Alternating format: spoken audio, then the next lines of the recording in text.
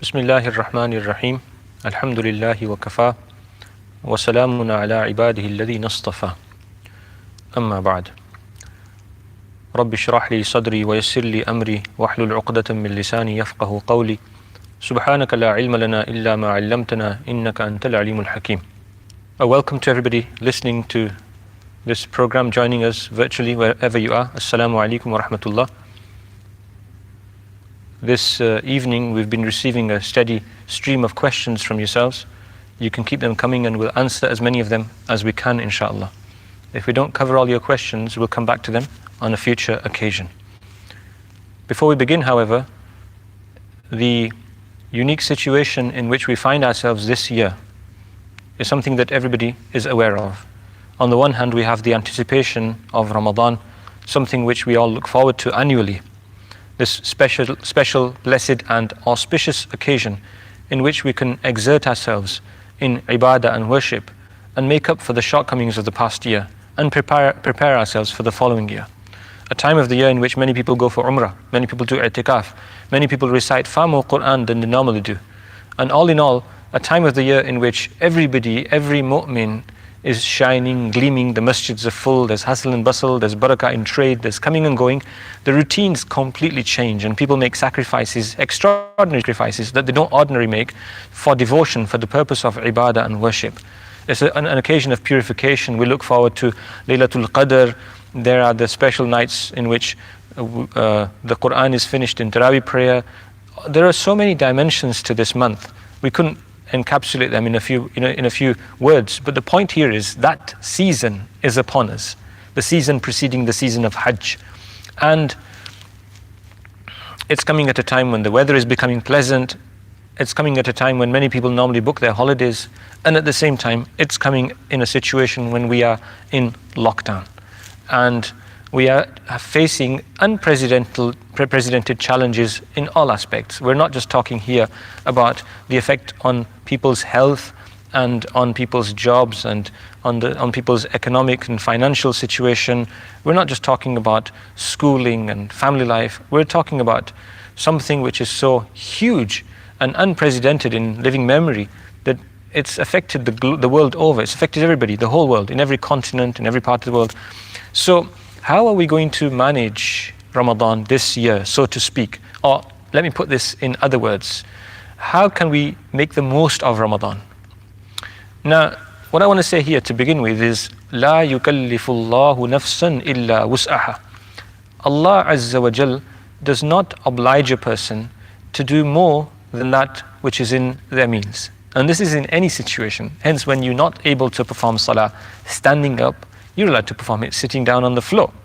And if your knees don't allow you to, you have a problem, serious problem with your hips, you can't comfortably sit on the floor, then there are further exceptions. A person who can't perform salah sitting down is allowed to perform it lying down, on and on. And this is the case with the deen over. In fact, we find an inseparable connection in Islam between our physical health and well-being and the obligations upon us. If you can't, then you don't have to keep the fast because you're too ill to do so. If you cannot, then you don't have to perform the Hajj. If you're physically unwell, we're talking about the health dimension right now. And I've just mentioned Salah as well. So this is the case with our deen over. So the general point is we're only expected to do as much as we can. But it still begs the question, what do we do in the circumstances in which we can't do our ordinary congregational worship, for example, and devotional acts? So we're going to be looking at some of these aspects in this gathering. Before I begin though, I want to say that I'm sure that everybody who's listening, everybody is making lots of dua, and we join you in those du'as and we ask Allah Azza wa Jal to assist everybody in their unique circumstances. Only Allah knows what everybody's personal needs are, physical, spiritual, emotional, financial, social, whatever they may be. So wherever you are in your world, in your own circle, in your own situation, whatever age you are, whoever you are, may Allah Azza wa Jal assist you, and may Allah Azza wa Jal fulfill your needs and grant you a state of contentment and happiness. So with these few words of of introduction, I'm just going to sort of begin, and we'll answer as many of your questions as we can. I have Asim here, brother Asim, who's going to assist me, sitting at a distance, a safe distance. He's going to be projecting his voice to me from behind the camera, and then inshallah I shall be answering those questions. Ji. The first question is, can I stick to the 1:33 a.m. Fajr timetable as I usually do every year for a part of this year's timetable, or the full timetable? Yes or no? Yeah, so this is a question which a number of people have been asking, and it's been the topical question for many people for several years past. Repeat the question, Maulana Sahib. Yeah, the question, in case anyone's not heard, the 1:33 published on our timetable, the question, the brother or the sister is asking if they can use this timing to close their fast for part of this Ramadan. And this question is because until the 5th of Ramadan, the 5th of, shall we say, the 5th of May, the fasts before that are based on a fixed time which is published. After this, we move into the extraordinary summer season in which, in these parts, the abnormal sort of days and nights in which you cannot ascertain the time, the beginning time of the night and the beginning time of the beginning time of Isha prayer, the ending time of Isha prayer, and the beginning time of Fajr prayer, as per the normal way of doing this. The light does not completely fade on the horizon, and therefore we calculate the beginning of Fajr time and the fast based on calculations. So one of those options is to close the fast at the nearest time, the last day that the light of the sun completely disappears after sunset, and that tends to be this early part of May. So in short, the answer to your question is yes, you can, but we recommend, because there is a slight variation in those times where you are in the city, and depending on the 4-year cycle, we recommend that you close your fast before past, perhaps 28 minutes past, and you don't read your Fajr prayer till after 33 minutes past, off a couple of minutes further to that.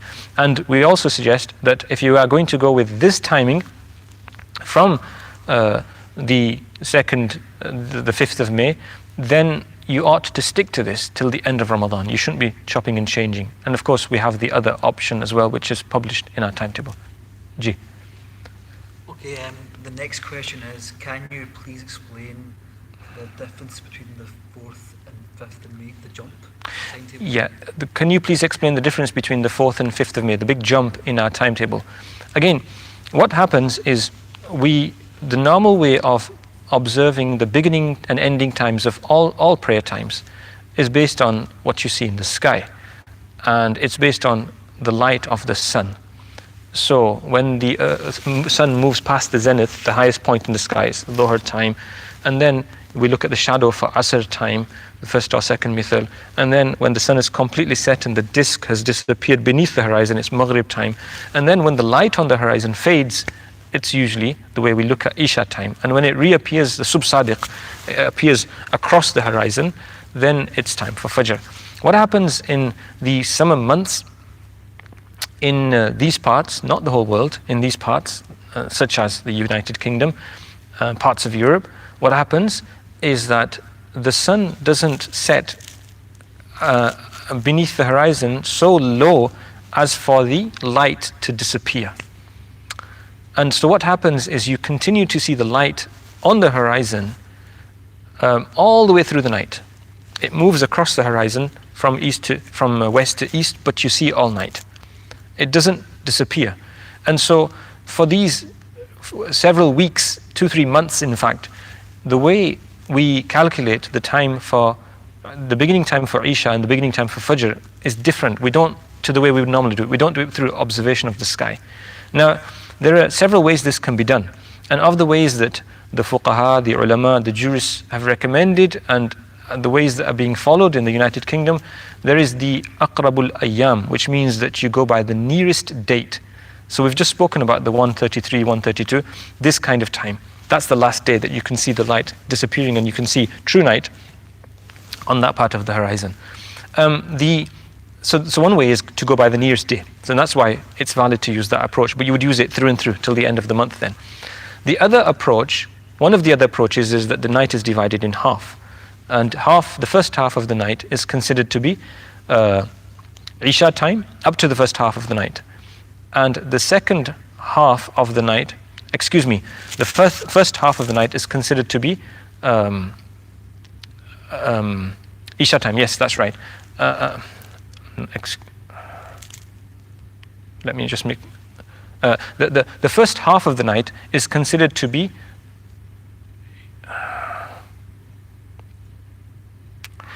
the time from the night is divided into two parts, and the first half is considered to be Isha, and the second half is considered to be Fajr time. So this gives us the calculation of approximately 10 past 1. And then the third approach is that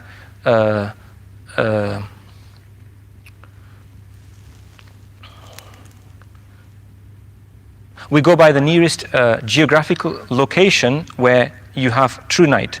And for us, this is in France, and that's what's published on our timetable. So the jump that you see is because we are moving from the time of the normal night in Scotland, in Glasgow, which is just after 1:30, to the observable night in the nearest location that's possible from Scotland. And this happens to be a place in France. So this is why you have the big jump. So what we're doing is, rather than fixing the time at 1:30 odd, 31, 32, as we would do all the way across, if you're going to stick with this option, the other option is to go with the nearest geographical place where the sun observably completely sets and the light disappears from the horizon. And as I say, that's in France, and this is why, this is the point in which you can no longer observe the normal beginning and ending of Isha time. So we move on to Fajr time at on this date based on the calculation of the nearest geographical location. And that's why you see a big jump. And when we come to the end of the season, we'll be moving back in the same way. G. The next question is, can we perform congregational prayer in the house?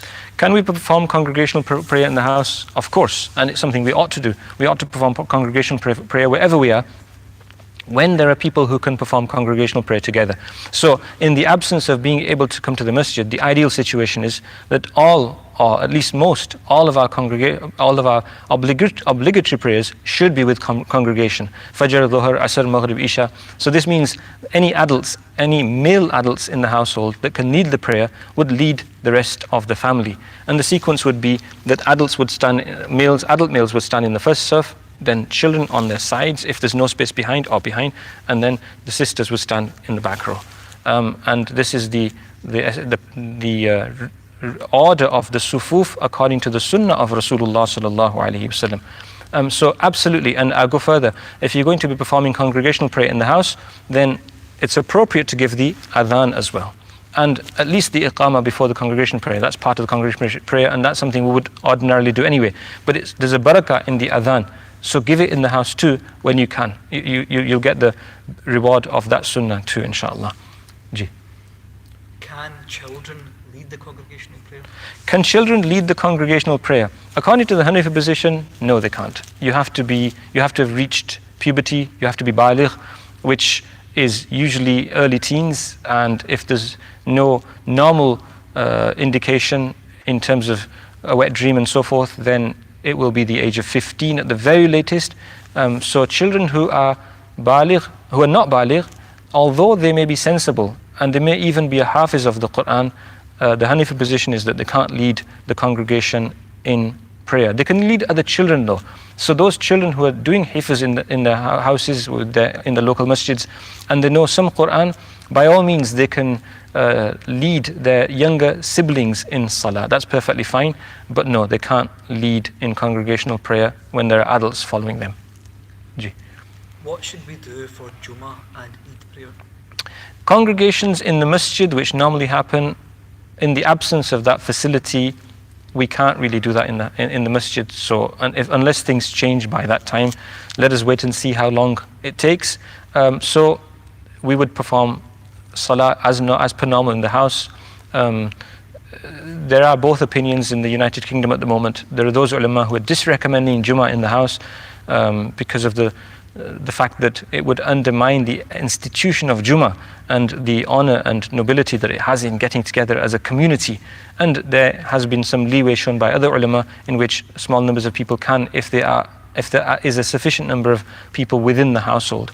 But beyond that, at the moment, we just have to plod on as per normal. If you can perform salah with congregation, you can substitute Jummah for Dhuhr, read Dhuhr instead. And Eid prayer, we'll have to wait and see. We're not there yet. Let's see what the situation is at that time. Ji. How should we perform Tarawih prayer this year? Tarawih prayer, how should it be performed in the house? Now, to make one point very clear, there was a question that came earlier. You can no more follow Tarawih prayer online in a virtual sense than you can perform salah behind the Imam of the Haram sitting in your house. You have to be physically present in the same space. So you can't follow somebody who's not with you. So this would mean if there was to be a local hafiz, he's reciting and he's broadcasting his recitation, and you are in the comfort of your living room, you can't say Allahu Akbar and follow him any more than you can follow the TV. So that's not an option. What do you do? Well, there's two sunnahs when it comes to Tarawih prayer. Let me make a distinction. There's Tahajjud prayer and there's Tarawih prayer. Tahajjud prayer is a sunnah which is throughout the whole year. It's all 12 months of the year. And as such, we find clearly in the hadith Rasulullah sallallahu alaihi wasallam used to perform Tahajjud prayer in Ramadan and outside of Ramadan. So that's a separate ibadah, it's a separate sunnah. The Prophet sallallahu alaihi wasallam led Tarawih prayer for 2 to 3 nights in the masjid, and then he'd give the reason why he stopped. The Sahaba were keen for him to continue. They began to come in large numbers, but that night the Prophet sallallahu alaihi wasallam desisted from coming out, and then he explained later that I didn't want it to become wajib on you. I didn't want to start an ibadah which would become so beloved in the eyes of Allah that he would oblige the ummah to follow this sunnah. However, the Sahaba appreciated the value of this example from Rasulullah sallallahu alaihi wasallam, and as an optional act they began to continue with this. And this continued in the Khilafah of Sayyidina Abu Bakr radiallahu anhu, into the Khilafah of Umar radiallahu anhu. Sayyidina Umar radiallahu anhu saw in the masjid of the Prophet sallallahu alaihi wasallam, the Sahaba, the Tabi'een, in small groups, they're having small congregational prayers, and he just joined them together behind the one Imam. A senior Sahabi, Ubay bin Ka'b radiallahu anhu, Aqra'u hadhi al-ummah, the biggest Qari of the Ummah. And so this is how this routine was established, and it continued into the Khilafah of Uthman radiallahu anhu, into the Khilafah of Ali radiallahu anhu, through the Khilafah of Hassan radiallahu anhu, through the time of Amir Muawiyah radiallahu ta'ala anhu, all through these centuries. So it's an established sunnah upon which the ummah has continued in the 2 harams. This has never ceased to happen. At the moment, if we can't, and we can't at the moment, then what do we do? So we just do it in the house. Now what do you do? So as I was saying, there are 2 aspects to this sunnah. One is to perform the Tarawih prayer and to complete the 20 rakats. The second is to complete a recitation of the Quran. Now, if you can do both, and there are many households who are fortunate in this way, alhamdulillah, there are actually hundreds of hufaz in Glasgow, literally. And this is not an exaggeration, it's factually true. There are several hundred hufaz in this region. And so if you have a hafiz in the house, then, or if you're the hafiz, then you would lead your family in Tarawih prayer in the normal way. Then you have the category of those who maybe they've memorized the Quran or part of it, but it's not very fluent. Well, they could revise as much of it as possible and recite that much in congregation. And that takes us to those who don't know very much Quran. Well, everybody tends to know at least 10 surahs, the short surahs, from Alam Tara Kaifa, or the 17 short surahs from Lam Yakunil Ladina Kafaru, Surah Bayyina. So recite the surahs that you know. Many people know Surah Yasin, but complete the 20 rakats. And this means even if you have to do this with repetition. So recite as much Quran. So the person who knows 5 juz of Quran, for example, he can fulfill the amount, complete the amount by reciting a full juz daily and doing this. So he goes from juz 1 to 5 in 5 days, then he starts all over again from day 6 to day 10, and he would complete the whole month in this way. And so a person who knows 1 juz, he can recite the same juz every day. It's perfectly valid. And the Quran is not something you tire of. Just like we recite Surah Fatiha in every salah, and the Salaf would recite so much Quran daily. Imam Shafi'i rahimahullah, Imam Bukhari rahimahullah, Imam Abu Hanifa rahimahullah, Sayyidina Uthman bin Affan radiyallahu ta'ala anhu, complete Qur'ans in a night, in a day. So the whole point is to recite it again and again. This is why Mathani, the Qur'an and its surahs are recited again and again and again. So it doesn't matter if you have to recite the same amount, the same surahs on a daily basis. We just do it. And you take the maximum benefit from the Quran that Allah has put into your heart. So the question then, how do we perform Taraweeh in the house? If there's someone that you can join in with congregation in your household, you can lead or someone can lead, then you do it like that and you recite as much Quran as you can. You take advantage of whatever portion of the Quran you know. And if this isn't possible, then you just recite on your own. And you individually perform your salah and you because the Taraweeh prayer is like Nafil prayer in many ways. And so you just recite as much Quran as you can based on how much you've memorized. It can be from anywhere. Whether you know sections of, Surah Yasin, Surah Mulk, Surah Waqiyah, Surah Kahf, the surahs that people tend to have memorized, or the short surahs, or particular sections. Recite those. And use this as an opportunity to learn the Quran. There are so many of our ulama who have learned the Quran while on a ship at sea or while in prison. They've become complete hafiz of the Quran. Imam Muhammad rahimullah learned the Quran in a week as a child. It's well established in history. And so this is an opportunity. So it might not be the case that we can get through the whole Quran in Ramadan, but we can certainly revise what we know and learn more of it, and inshallah Allah's assistance will be with you. So in your house, perform Taraweeh prayer with the members of your family if that's possible, or perform on your own. But don't miss the sunnah, only because we don't have the sort of hustle and bustle and coming and going in the masjid and that spirit. Create the spirit in your household and have fixed times. And part of the way you do this is fix the time, have a timetable, lay out the sort of prayer mats at the fixed time and be there in advance. Prepare the way you would for the masjid. Freshen up, do your wudu, apply your itar, and you put on your sunnah clothing, and then be there on time. And literally, while you're waiting for the time to arrive, do some tilawah, do some tasbih, and then where families are together, members of families, or where you're on your own, then at a fixed time. So do not allow yourself the opportunity. Do not deprive yourself of the opportunity just because you're not going to the masjid, and just get your teeth into this activity. There'll be plenty of other diversions, as there always are, online and on the radio and on TV. But we must use this opportunity the best we can. Ji. Can you read Taraweeh at home while holding the Quran? Can you read Taraweeh at home while reading the Quran? Can you read it anywhere while holding the Quran? The Hanafi position is that you can't. If you recite the Quran from the mushaf or from a screen as part of your salah, it will invalidate your salah. It will invalidate your salah. To the extent that if you are holding the Quran behind the imam and you correct the imam by reading, his salah will become invalid and the whole congregation's salah will become invalid. Now, with reference to any positions that have a different view, which say that if they're outside of the Hanafi madhab, we need to understand that you can't mix madhabs together, because when you start doing that, salah is a single unit, and the rulings and of fiqh apply to the entire salah, and indeed to the tahara before the salah. So, for example, there's a difference of opinion about how much of your body you have to cover in salah, because there's a difference of opinion about how much you have to cover outside of salah. With a male, how much does he have to cover? So there's also a difference of opinion about wudu. So for example, in the Hanafi position, if you don't make the intention and perform wudu, your wudu is valid. If you happen to go for a shower without the intention of wudu and all the necessary bodily parts were washed, you'd have wudu, though you wouldn't get the reward if you didn't make the intention. The Shafi'i position is that you have to make the intention of tahara, because wudu is also included in the ibadat in which intention is necessary. Otherwise, it will not purify you. So niyyah is necessary according to the Shafi'i position. So when you begin to mix the madhabs together, according to the Hanafi position, you cannot recite from the mushaf. Would you then adjust the rest of your salah? Because what you would then have is one aspect of your salah is valid according to another position, another school of thought. The rest of your salah is according to another school of thought. The school of thought according to whom you're performing salah is saying you can't read from the mushaf. Or are you going to move your entire salah to the other position, which would mean a lot of education very fast. You've got a week to do it if you want to do it for Ramadan. And then what do? Change your habits in terms of tahara as well. There are hundreds of masail, and I'm not exaggerating. It's factually true that there are hundreds of masail associated with salah, the juz'i masail, the fine detail, and of course the important masail as well at the core.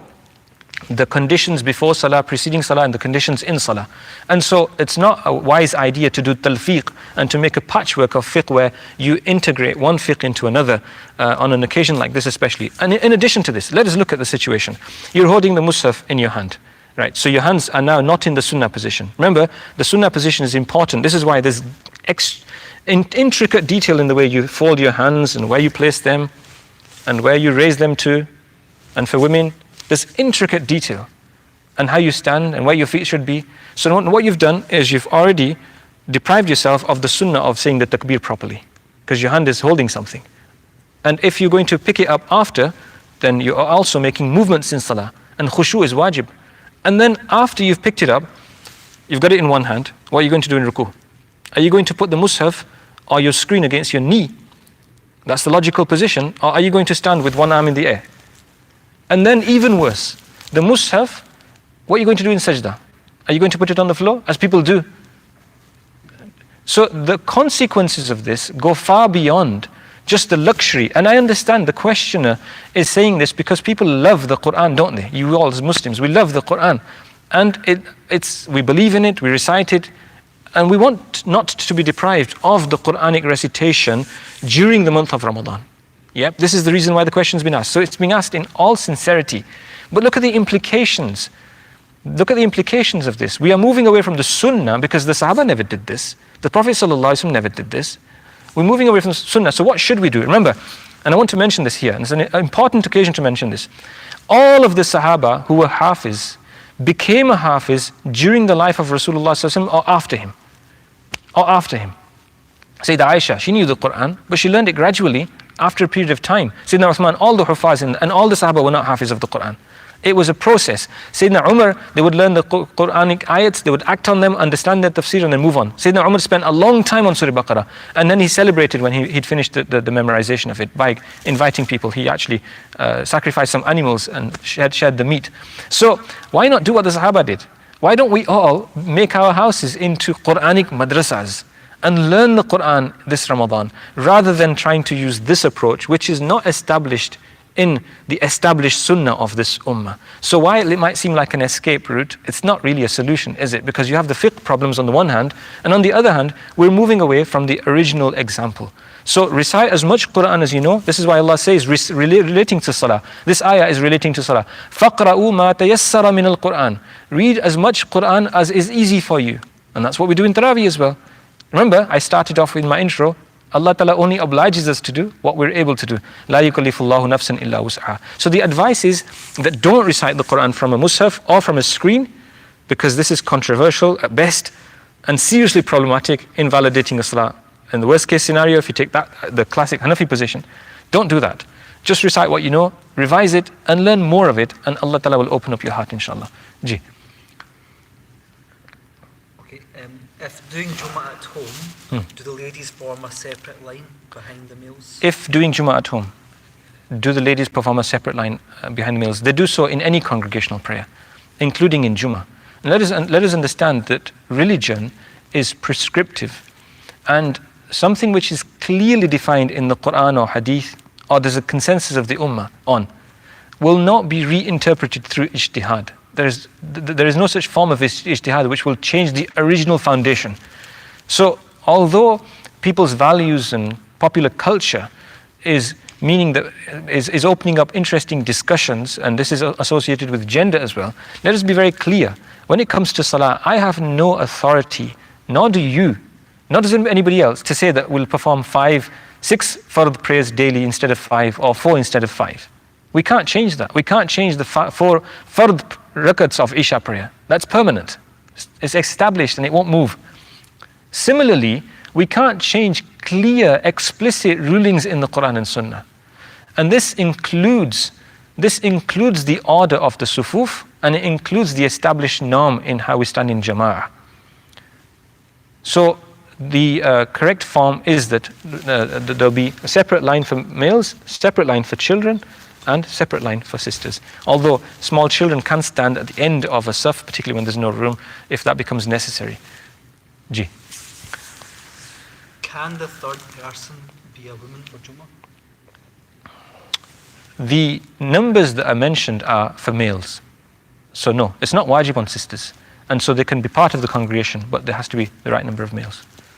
The third person cannot be a female in Jummah. You need to have the minimum number of males. In addition to that, you'd have sisters as well. Can you read the same surah in one namaz? Can you read the same surah in one namaz? Yes, you can after Surah Fatiha. Some people might only know one surah, Suratul Ikhlas. By all means, keep reciting it. It's Thuluthul Quran. The reward is equal to 1/3 of the Quran. It's not a substitute. If you do know, recite the whole Quran. That has its own virtue. But if you know that much, recite it. Recite it again and again, absolutely. And there's no, it doesn't have any negative or detrimental effect on your salah. Ji. What does wajib mean? What does wajib mean? Wajib and fard are very close together. Both wajib and fard are mandatory. You have to do them. The difference is in the way that they are established. If there's an explicit, clear consensus on something in the Quran and Sunnah, then it tends to be referred to as something which you cannot negate and you have to do. Its obligation can't be negated. It tends to be referred to as fard. This is in very broad terms. These are technical, subtle differences. And wajib is something in which there's a very strong evidence, but there may be some difference of opinion. But in practice, they're the same. Wajib is treated as fard. It needs to be done in the same way with the same punctuality. Ji. Do you have to read the surahs in a particular order? Do you have to read the surahs in a particular order? We ought to read the surahs in the order that they are in the Mus'haf. We shouldn't change the order ever. It's not appropriate to do that. Ji. What is a good alternative for Tarawih? What is a good alternative for Tarawih? There is no alternative for Tarawih. There are some worships in Islam in which there is an alternative. So for example, if a person cannot fast because of ill health, then they can give fidyah, they can give so much in sadaqah, they can feed a poor person. That's an example. Or if a person breaks an oath, there are various options in their kafara. They can fast for this amount of time, feed this many poor people, and so forth. But Tarawih is not something that you can substitute with a different type of worship. So we would just perform Tarawih prayer. And as I've mentioned, if you are not a Hafiz and there isn't one in your household, then you just recite as much Quran as you can and you complete the Sunnah in your own household. Ji. Can you explain the rule regarding fasting and pregnancy? Can you explain the rule regarding fasting and pregnancy? Where there is a detrimental effect based on medical evidence, medical advice, by a person, a medic, a doctor, a physician who understands both the Islamic ruling and its importance and the medical perspective. If such a medical doctor, a physician, advises that fasting will have a detrimental effect on either the unborn child or the mother or both, then such a person will not fast and will make up the missed fasts when there is an opportunity after the child has been delivered. Where fasts are short and there is no such effect, this is not, the fasting will be fulfilled. But in a situation where it's going to have a detrimental effect on the mother or on the child or both, they are absolved of fasting during that time. The mother would make up later. Ji. Can we do itikaf in the house? Can we do itikaf in the house? Sisters can, according to the Hanafi position. Brothers can't, actually. According to the three Imams, Imam Malik, Imam Shafi'i, Imam Ahmad, sisters don't do itikaf in the house. According to the Hanafi position, they can. They can allocate a place, or if there's already an allocated place where they do ibadah in the house, where they normally perform salah, they can allocate that part of the house and they can seclude themselves in that part of the house and devote themselves to worship. So while males can't do i'tikaf in the sunnah sense, the sunnah i'tikaf of Ramadan is in the masjid, we must also understand that it has been the practice of the Salaf through the centuries, right from the early days of Islam, to isolate themselves and to go into solitude and to worship Allah and to devote their time to devotional acts. And this is something which has huge spiritual benefit. So it might not be the sunnah i'tikaf, but to go into solitude in your own space does have its spiritual benefits, and it's a good option in the absence of the normal routine.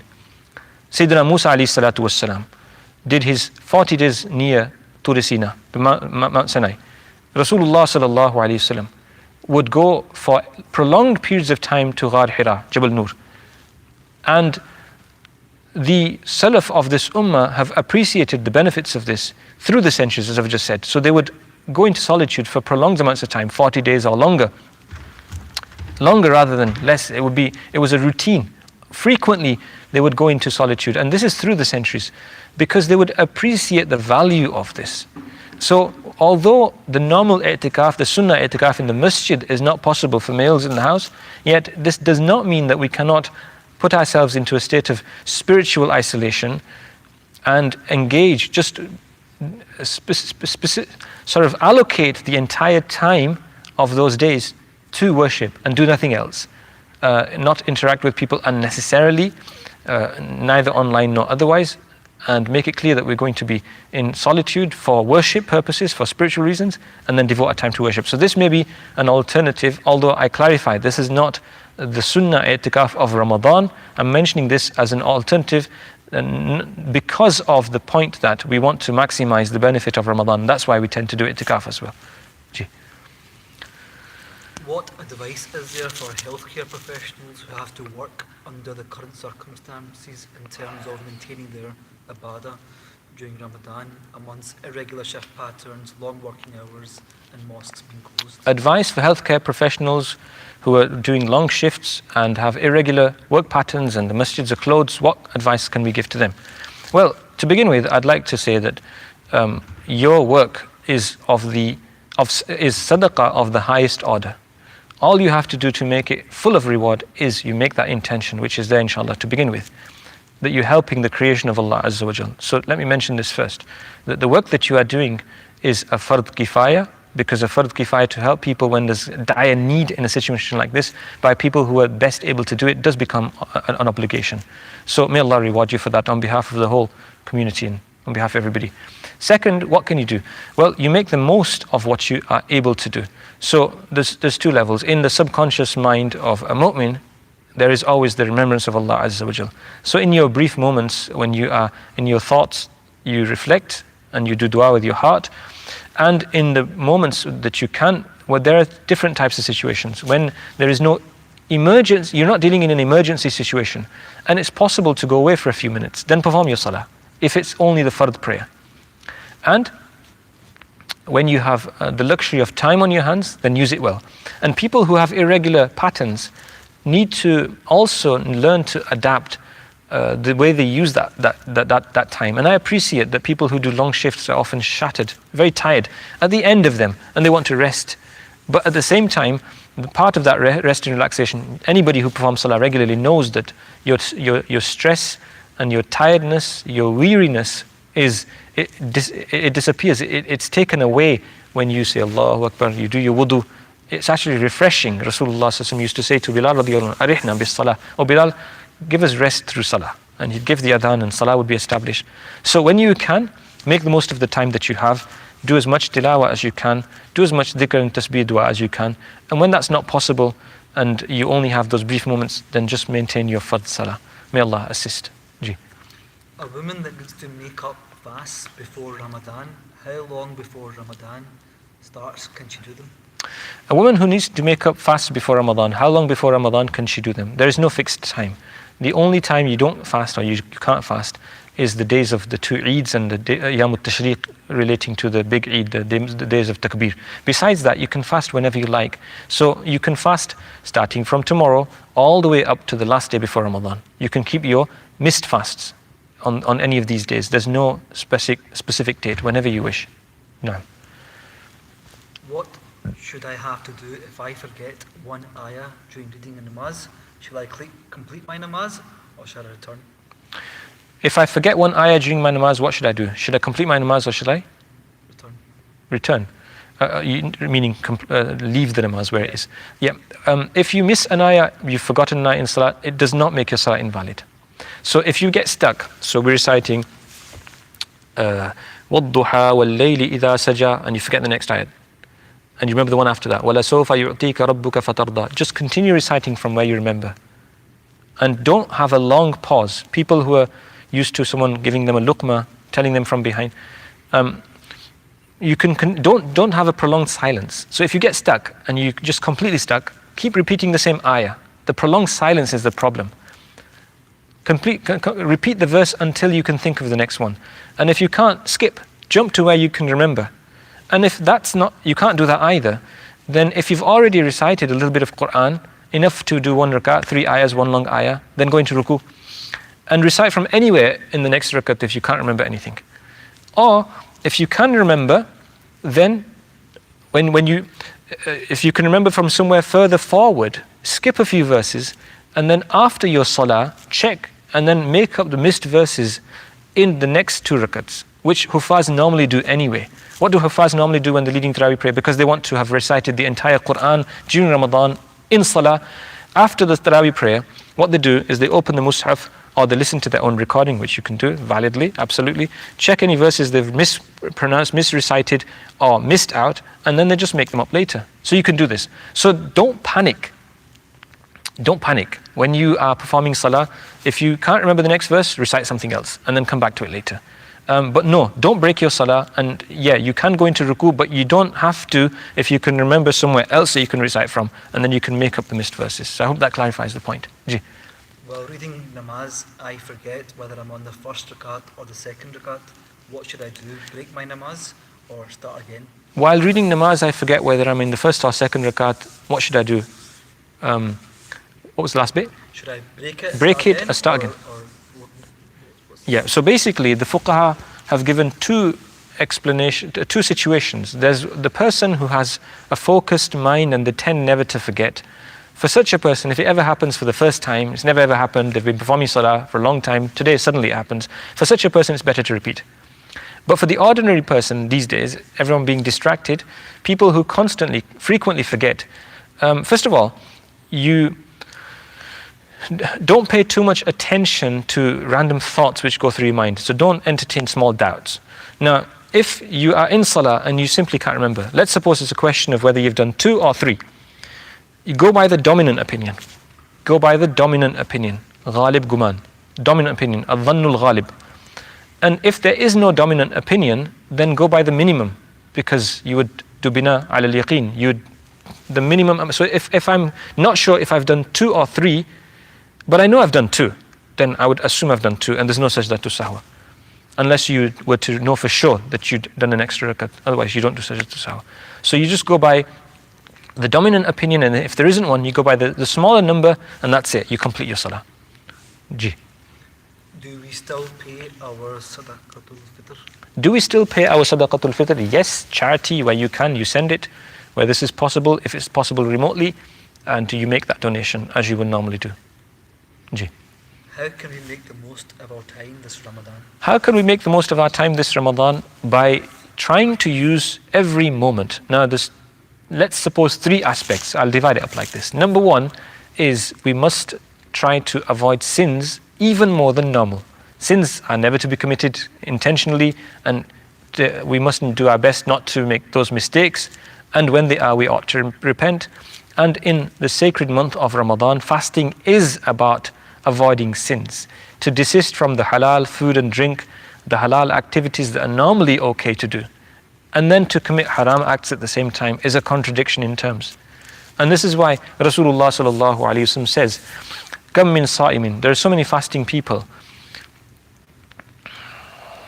"Laysa lahu min siyamihi illa ad-dhama."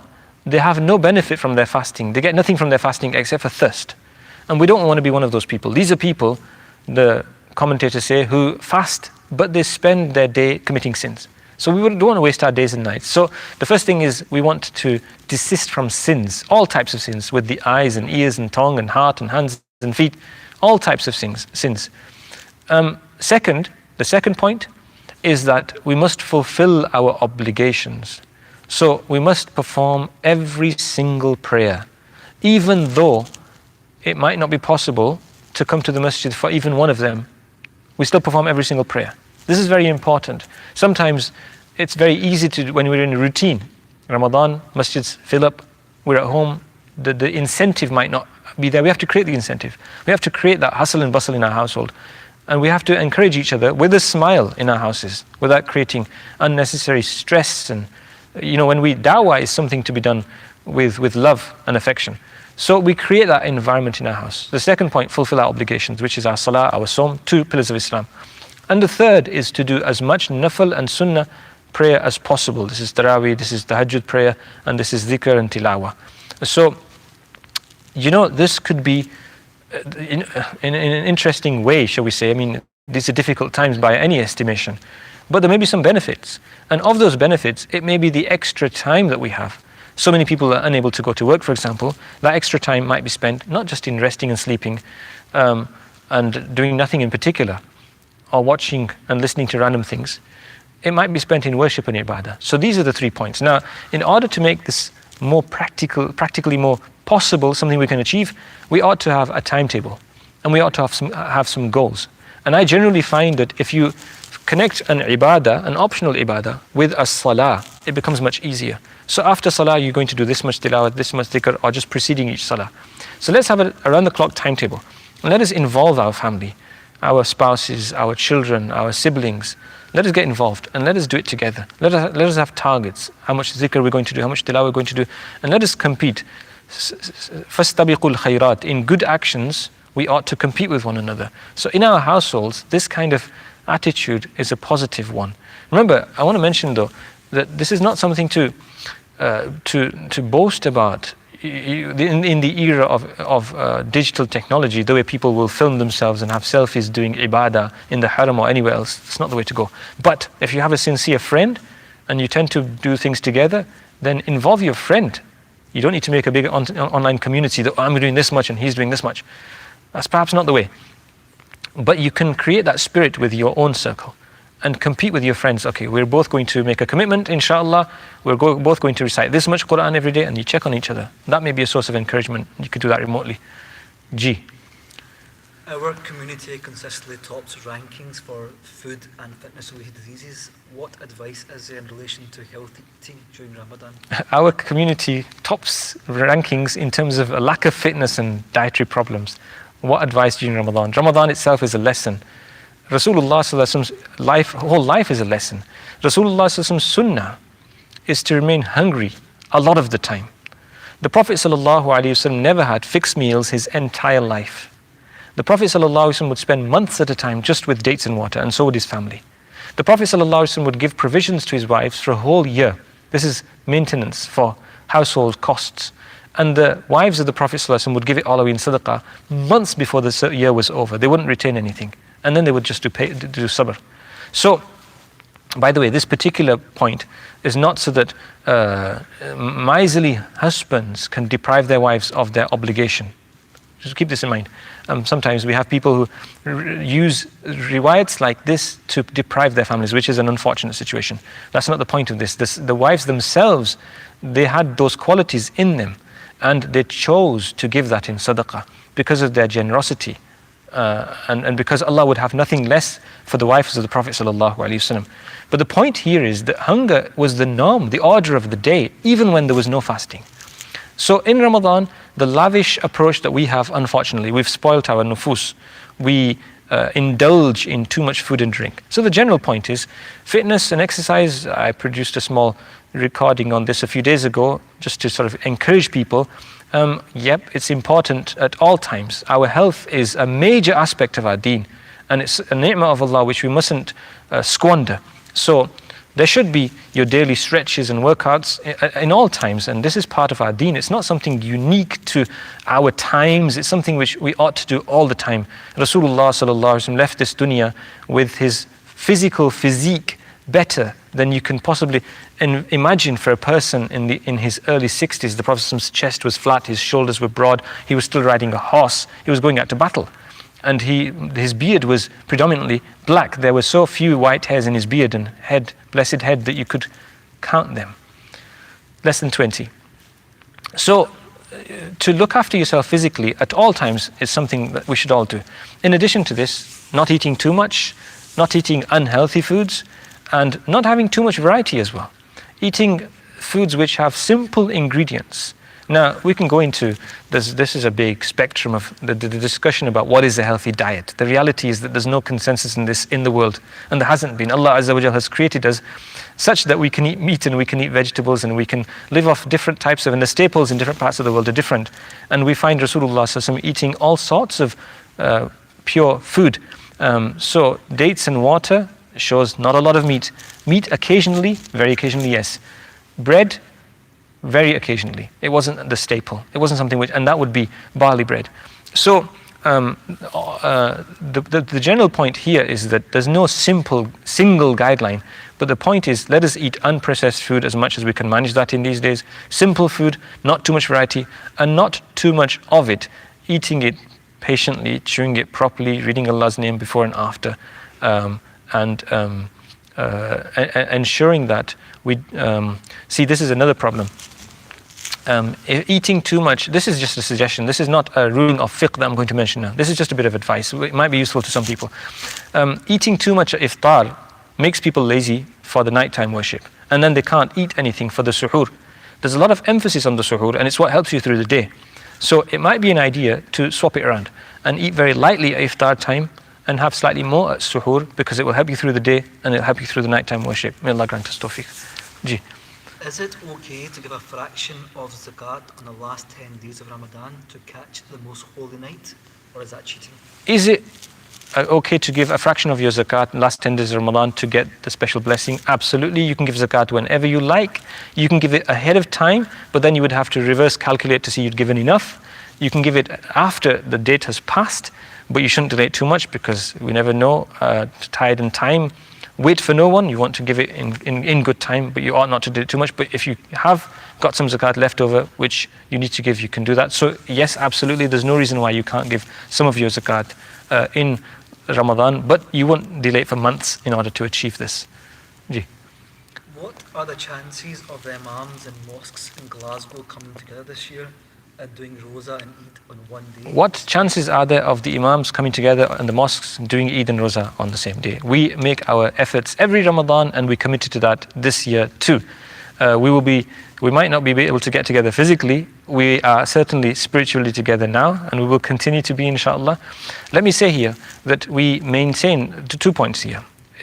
In the Central Masjid, number one, we respect everybody's position on this. We are in the circumstances in which we are in the United Kingdom because of a lack of clear visibility of the crescent many months of the year. We are in a position in which we follow the sighting in other countries, and then there's more than one position in terms of which geographical place you should take that sighting from, and that broadly explains it. And as such, we need to learn to live together with differences where this becomes necessary. We do not encourage difference, and we have always and we will continue to compromise, and we will do whatever we can to bring everybody together.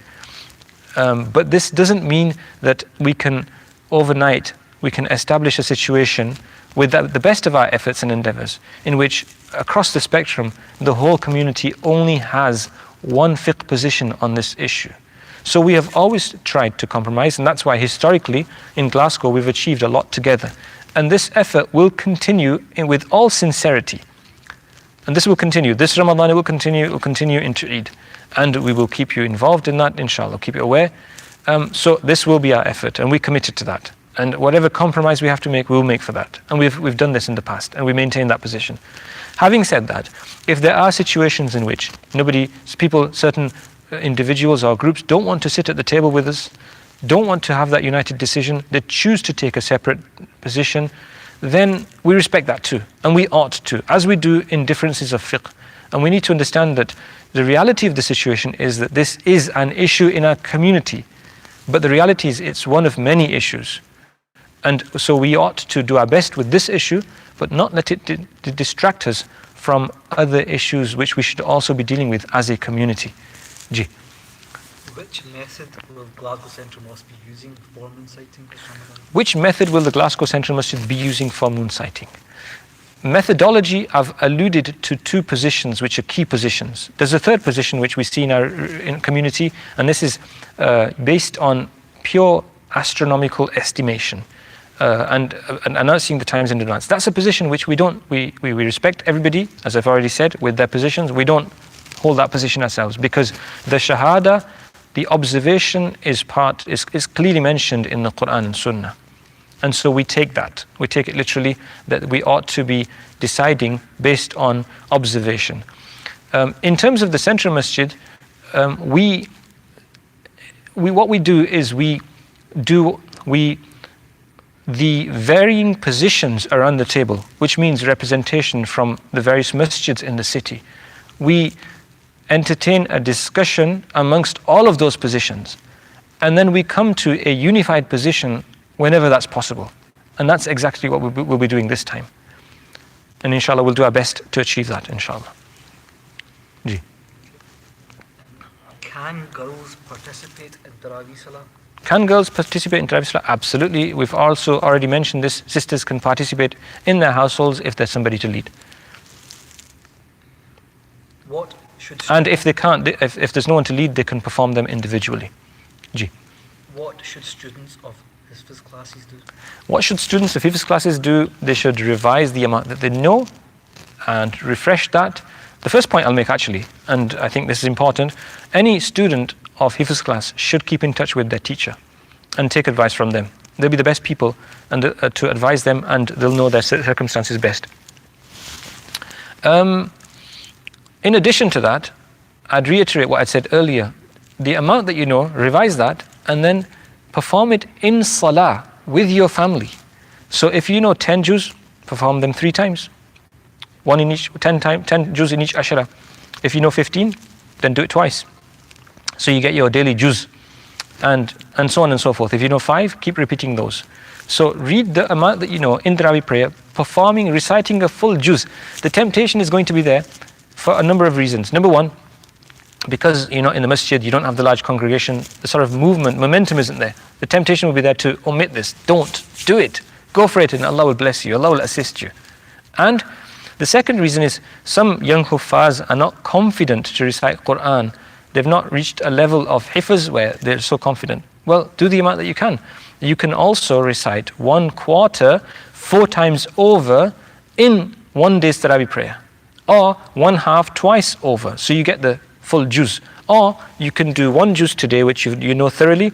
The first juz, for example. Tomorrow you move forward with a half juz. So you do half of the first juz which you did today, and a fresh half juz. So you're repeating, and it's becoming stronger. It will, believe me, it will have benefits. It will strengthen your hifz. And I've already mentioned, in answer to an earlier question, if you get stuck during salah, you complete the prayer as per normal. If you need to skip verses, skip them, and then check where you made the mistake and make up in the next rakat for the ayats which you missed. Ji. As we cannot go to the masjid, how can we make up for this in the house? As we cannot go to the masjid, how can we make up for this in the house? I think much of what we've covered kind of covers that question. What we do in the masjid, let's sort of separate this out. What ibadah do we do in Ramadan? Well, number one, we fast.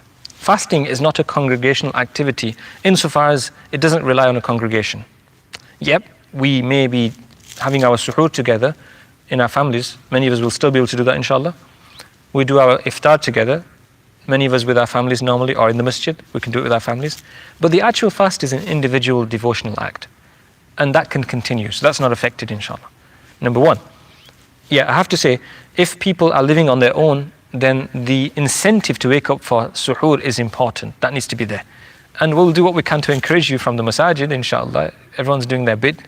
And you can listen live to the adhan, inshallah. So that's where you need some grit, some energy. So, but the fasting is an individual act. 2, the salah, if there are other members of the family and you are able to perform congregational salah in your house, don't miss out.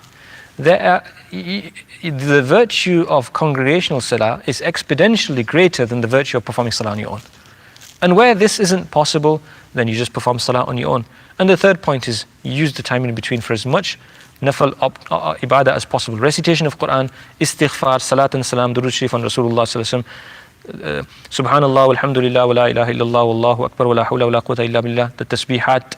And in addition to that, dua to Allah subhanahu wa ta'ala, reflection, just some general reading of something beneficial, which is authoritative and authentic. Read on the seerah, read on the virtues of ibadah to give you encouragement, these types of things. And also a balance of work, rest, and also, if you're with your household, assist in the housework. Don't leave it to 1 or 2 people. Get stuck in. It's sunnah to do khidmah of your family. And so your time will pass very well, inshallah. Ji. Once that was the last question, Yep. due to timing. Yep. But there are other questions that we'll have to follow up afterwards. Inshallah. The final question right now, if we can, is can someone explain why do I commit sins in Ramadan when we get told the shaitan is locked up in Ramadan? Can someone explain why I commit sins in Ramadan when we're told that the shayateen are locked up in Ramadan? Good question. One of our teachers explained it thus. Think about it like this. If you have a traditional fireplace in your house, for example, and all year you throw in the logs and the coal and the fire, you stoke the flames, they burn. If you then turn the fire out, the grime and the soot of the 11 months of burning is going to have possibly even clogged and blocked the chimney. Traditionally, you would have chimney sweeps, wouldn't you? So, and the heat which is in the cinders, it's going to take many hours if you ever have a barbecue. If you don't cool the burnt coals with water, the heat can remain hours later. And that's exactly the point. There are two reasons why we commit sins. One is because of our own nafs, and the second is also because of our own nafs, but because it's influenced by the shayateen. So really the nafs is the gateway. Shayateen, they manipulate us through our nafs.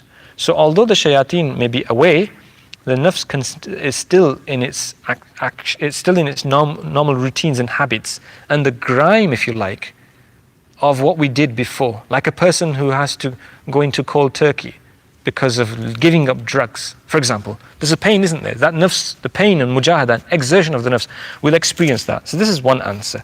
It's the habits of our nafs, and we need to take this opportunity to get away from that. Number two, there's a difference of opinion because there are different narrations. Some of them mention maradatul shayateen, the rebellious shayateen. So there's a difference of opinion amongst the ulama. Some say that it's only the rebellious shayateen that are locked up. And there's another opinion that for the very pious, there's a special protocol from Allah and they have more protection. And for the ordinary people, not as much protection. So let's try to exert ourselves and get to that position. But the point is, there's no doubt that some of the shayateen, at least the rebellious ones, definitely are locked up. Perhaps all of them are. There's a difference of opinion there. So there's that influence has been minimized. But the influence of our nafs is still there. We need to work on that. And we need to continue to work on that. And Ramadan is the opportunity. So that's the reason why we may continue to do things out of habit, which we used to do for the rest of the year. Because remember, shayateen can't force us. At the end of the day, it is our own choice when we do something. That was the final question. That was the final question. Okay, so thank you for those of you who are listening to bear with us, and I hope what we said was of benefit. If you want to sort of advise us in terms of how you found this session, give us some feedback, it would be useful. Those that we tried to cover as many questions as we could. If there was a lack of clarity on some of those questions and you felt that way, please let us know. And if there are questions that you've asked and you've sent them in and we've not been able to entertain them, it's because our time is over. We'll inshallah try to entertain them later. In the meantime, I ask Allah subhanahu wa ta'ala to make what I've said a source of benefit for us all and forgive our shortcomings. Wa akhiru da'wana alhamdulillahi rabbil alameen. Wa sallallahu ta'ala ala khayri khalqi sayyidina Muhammad wa alihi wa sahbihi ajma'in. Assalamu alaikum wa rahmatullahi wa barakatuh.